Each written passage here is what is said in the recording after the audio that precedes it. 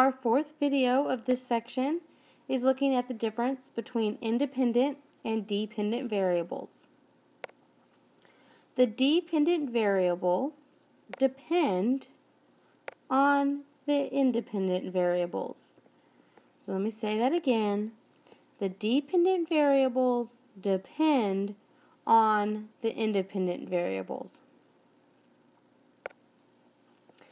X is always the independent variable, which means Y is always the dependent variable.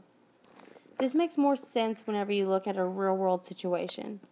So here we have a coordinate plane. I've labeled my X and Y axis, and in this pretend situation, I'm going to say that the X number represents the number of cars, and the Y number represents the revenue in dollars. So I may end up with a graph that looks like this. This line means that the more cars sold, the higher the revenue. So the revenue depends on how many cars you must sell.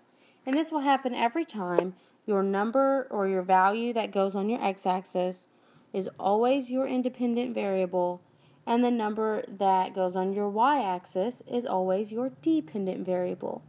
Y always depends on x.